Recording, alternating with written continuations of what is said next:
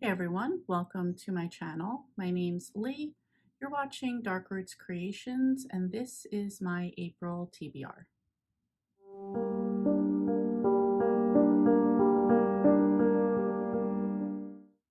Okay, so for the month of April, the theme that I'm going with is Amish in April. I know this was started by Elizabeth at Lizzie Faye Loves Books, and I'm pretty sure, and I'm not sure who else. I've been doing it for a couple years now. I enjoy it. I've saved up some books for that, so that's what I'm planning to do this month. So for me, this is going to be a little bit different because I like to read audios so I can listen at work and in the car and everywhere else. But all of my books for this month are going to be physical books. So I have 6 of them here. They're all from the Harlequin love-inspired inspirational romance line. And the first one that I have is Their Unpredictable Path by Jocelyn McClay. And just really quick on the back, it says, despite pressure from his parents, shy, stuttering widower Jethro Weaver does not want to remarry and has hatched the perfect plan, a fake courtship with an unsuitable partner. His senior by a decade, widow Susanna Mast, has had enough of unwanted suitors and reluctantly agrees to Jethro's scheme. But what happens when their fake relationship turns into something real? That's exactly what I'm looking forward to. So right there. The next one that I have is Finding Her Amish Home by Pamela Desmond Wright. That is the cover. And this one says, after her twin sister's death, Maddie Baum flees to Wisconsin's Amish country with her nephew in tow in the hopes of protecting him from his criminal father. Befriend, I can't talk today. Befriending Amish shoekeeper Abram Muller gives her a glimpse into the happiness she's been yearning for all along. Can she find a fresh start with Abram, or will old sins tear them apart? Okay, that sounds very controversial to me. Like, will old sins tear them apart? Did they already have some kind of relationship together? We've got a criminal father coming back. She's on the run. And yet the cover just looks so innocent, right? She's got her jams and that's it. So intrigued about this one as well. The next one I have is The Amish Matchmaker's Choice by Patricia Johns. And that's the cover for that one. And this one says, widow Adele Drachel refuses to marry again, but that won't stop her from playing matchmaker for her old schoolmate Jake Cusnell. After a decade with the English, Jake's 6-month time limit to marry so he can inherit his uncle's farm is quickly running out. Finding him the perfect wife won't be easy, especially when Adele just might be his perfect match. So I like that little trope. She's going to hook him up with somebody else, but it's going to wind up being her. Another one, Their Pretend Courtship by Carrie Light.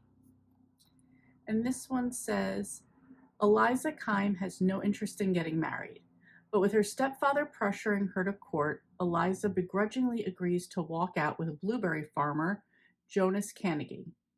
She has no idea his true intention is only to protect his brother from getting his heart broken. Yet making their in-name only courtship look real is surprisingly easy.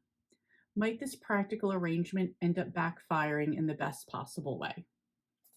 Again, I like that. I have no intentions. We're going to pretend, but we're going to fall in love. So, and if that wasn't enough, I have Their Make-Believe Match by Jackie Steff.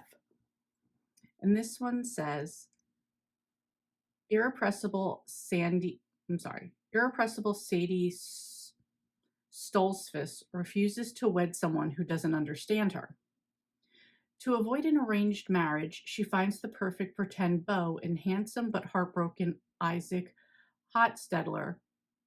Spending time with the unconventional Sadie is helping Isaac avoid matchmaking pressure and helping him handle a difficult loss. But can they really be sure their convenient courtship isn't the real thing? I've also just noticed that this book, although it is part of the Love Inspired line, is not a Amish book. So we're going to put that aside. So I've just knocked a book off my list. Go me. I have the 5 books. So, like I said, I mean, these are kind of on the smaller side. I think these are shorter side. They're usually around like 200 to 225 pages. So I have those. In addition to that, I will have whatever buddy reads I have with Sharon. Although we are in a reading slump right now, hopefully we'll get back on track and we'll get back to our thrillers. In addition to my buddy reads with Sharon, I have 2 other buddy reads for the month of April. The first is with my friend Karen. We are reading The Familiar by Leigh Bardugo. And the other is with my friend Tammy from Believe in Your Shelf. And we are going to read Do You Remember by Frida McFadden. So I'm looking forward to both of those reads, and I'm excited to buddy read with some other people as well. So this will be fun. I also wanted to mention a couple other readathons I'm aware of that are going on in April. First, G from Book Roast is doing the Aurelium Spring Equinox readathon. It's a very popular one, so I'm sure most people who are participating know about that one already. I also saw there's going to be Alcott April, which is a readathon based on books from Louisa May Alcott, who probably most famously wrote Little Women. Then there's also a ton of people that are going to be doing Old School April, also called Nostalgiathon. This is about reading like horror and old school type of things. There's also, it's a lot more interactive than that. There's also like watching things, movies, activities, that type of thing. It sounds like a lot of fun. And then the last one is probably, I will also kind of low-key be participating in this because these books were already like on my shelves, is the TBR Clear Out readathon. And this is basically you're just clearing books off of your long-term TBR. So these books will add to that. So I will be participating in that one as well.